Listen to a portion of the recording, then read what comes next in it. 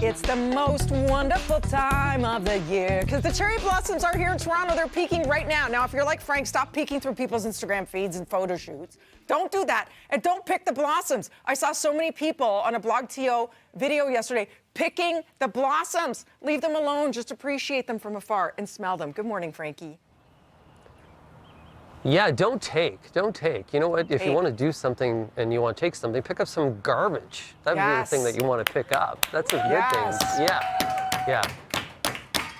That's Frankie, what I say. how long is this going to last what I for say. people? Do something good today. This is a beautiful Mother's Day tradition. Like, how often is this? Is this a days thing, like this peaking, or is it just like today and tomorrow? No, we have a couple more days. We're going to find out more about it right now, Dina, because we have somebody who's an expert in terms of the history and maybe the significance of them as well. We have Gary Kawaguchi with me this morning from the Japanese Canadian Cultural Center.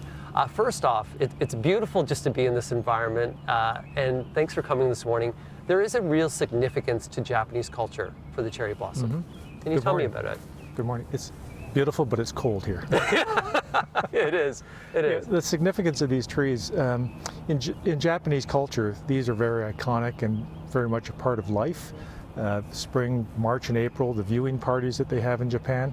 This really is an expression of sort of the aesthetic concept in Japan, where they appreciate the beauty in things that are imperfect or impermanent, whether that's in objects or design or landscape.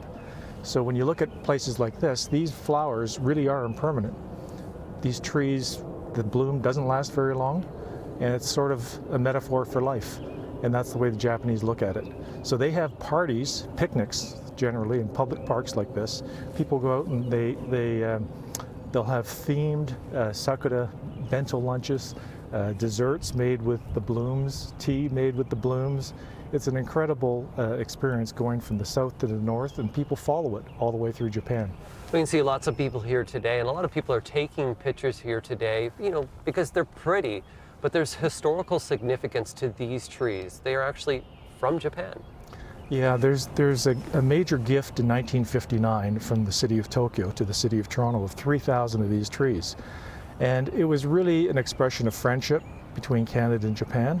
And there's some significance as well to the Japanese Canadian community. Around the same time, in the late 1950s, early 1960s, the Japanese Canadian Cultural Center was formed. Its motto was friendship through culture. And the idea was to introduce Canadians to Japanese culture to make it easier for the Canadians of Japanese descent to assimilate and to resettle in Toronto. And that resettlement happened because of their forced internment during the Second World War as Canadians. The trees are here, but there's trees throughout the city of Toronto. You even have some at the Cultural Center as well. Yeah, so these 3,000 trees were originally gifted by the city of Tokyo. There's been further gifts from the Consulate of Japan, and then Canadians at large have been planting trees over the last 60 years. So the Japanese Canadian Cultural Center has 35 trees. We're going to plant another 100, and we're going to make that another spectacular viewing site. Yeah, and these will last for about a week or so, the blooms themselves. What does it mean for you individually? Well, I understand the beauty of it. And when you see these petals, if it was a windy day, these are already starting to blow.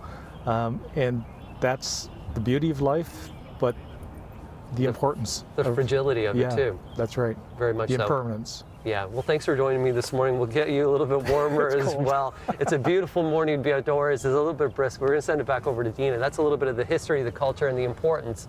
And as you mentioned, Dina, don't pick the blossoms because they don't last long.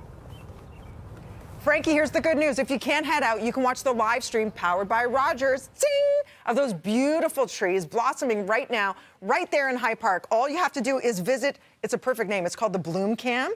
Just head to toronto.ca, take it in. It's such a beautiful time of year, and it's such a short period, so enjoy it no matter how you can. We'll be